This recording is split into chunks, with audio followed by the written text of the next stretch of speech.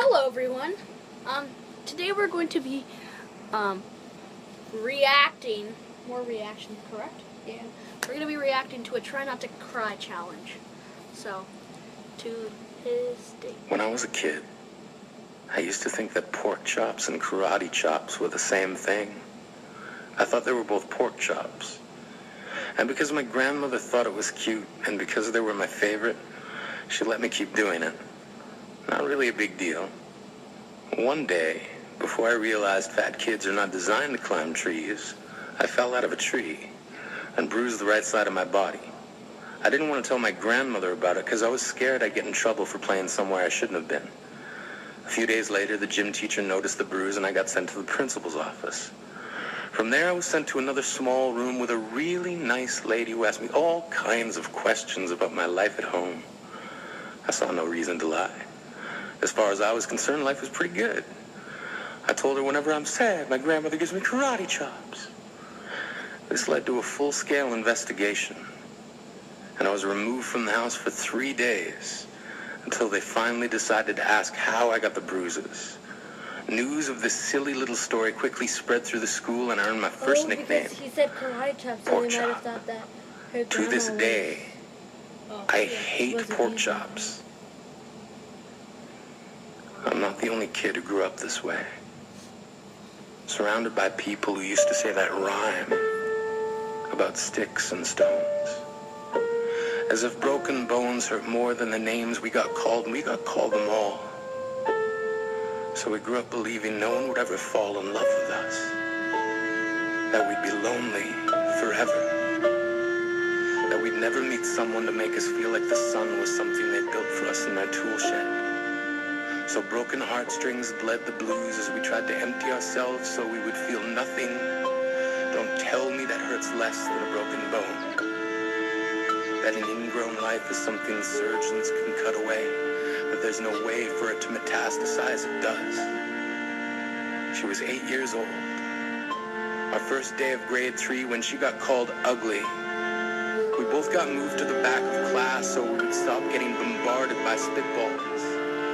The school halls were a battleground where we found ourselves outnumbered day after wretched day. We used to stay inside for recess because outside was worse. Outside we'd have to rehearse running away or learn to stay still like statues, giving no clues that we were there in grade 5. They taped a sign to the front of her desk that read, "Beware of the dog."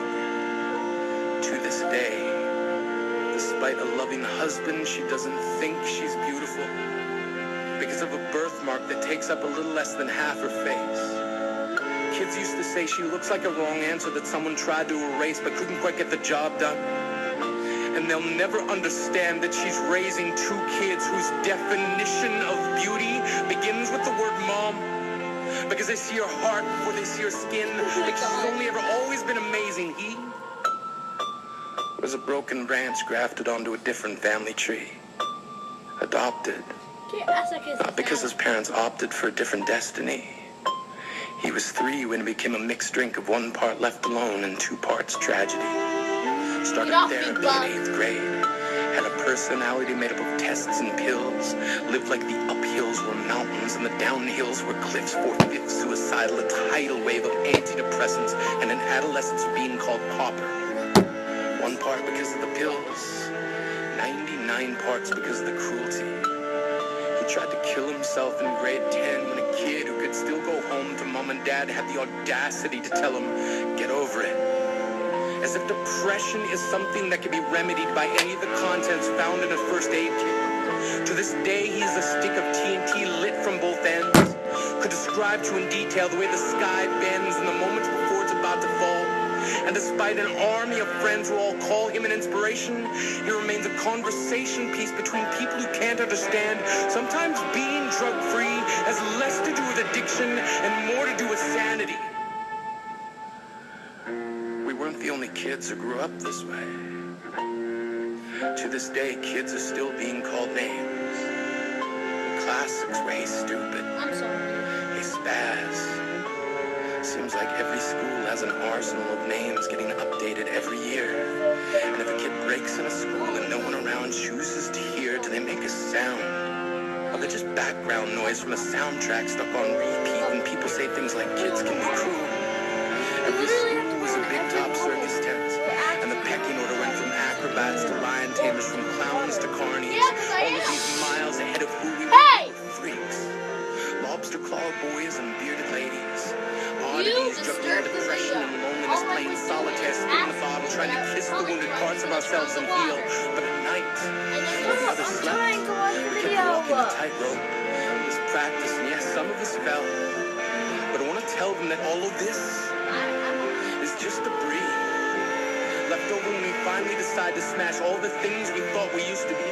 And if you can't see anything beautiful about yourself, get a better mirror. Look a little closer. Stare a little longer. Because there's something inside you that made you keep trying despite everyone who told you to quit. You built a cast around your broken heart and signed it yourself. You signed it. They were wrong. Because maybe you didn't belong to a group or a clique. Maybe they decided to pick you last for basketball or everything. Maybe you used to bring bruises and broken teeth to show and tell but never told. Because how can you hold your ground if everyone around you wants to bury you beneath it? You have to believe that they were wrong. They have to be wrong. Why else would we still be here? We grew up learning to cheer on the underdog because we see ourselves in them. We stem from a root planted in the belief that we are not what we were called. We are not abandoned cars stalled out and sitting empty on some highway. And if in some way we are, don't worry. We only got out to walk and get gas. We are graduating members from the class of We Made It. Not the faded echoes of voices crying out names will never hurt me. Of course, they did. But our lives will only ever always continue to be a balancing act that has less to do with pain and more to do with beauty.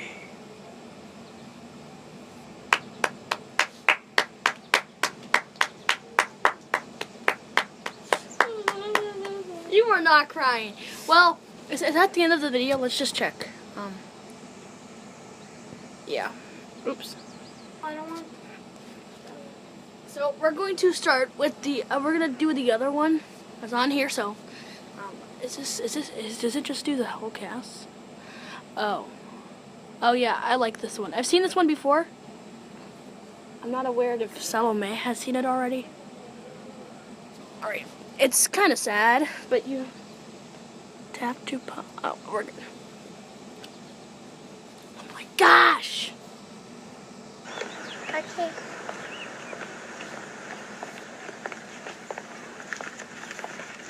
Daddy is the sweetest daddy in the world. Daddy is the most handsome. The smartest.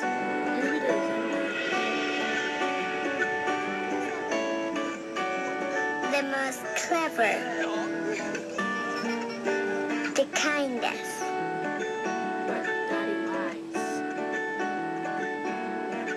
He is my Superman. Daddy wants me to do well at school. Daddy is just great, but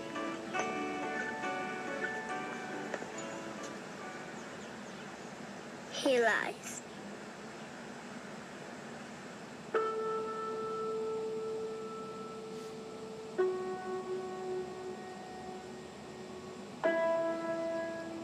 He's dropping a pedal at school. He lies about having a job.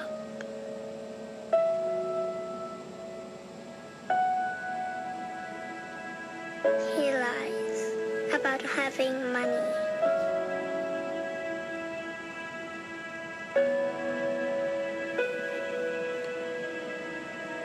He lies that he's not tired.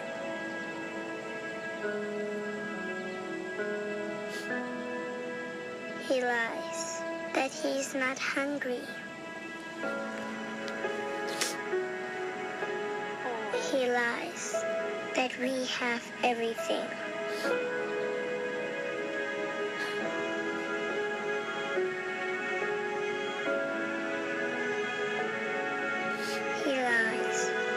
about his happiness.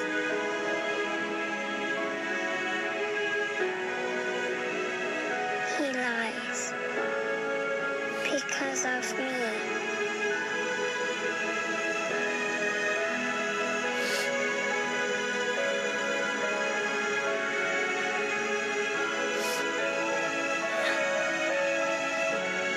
It's okay.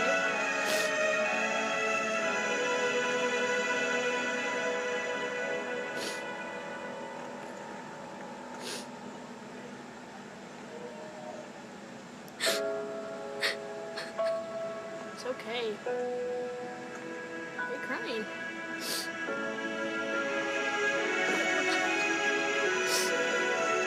Oh my God, she's actually.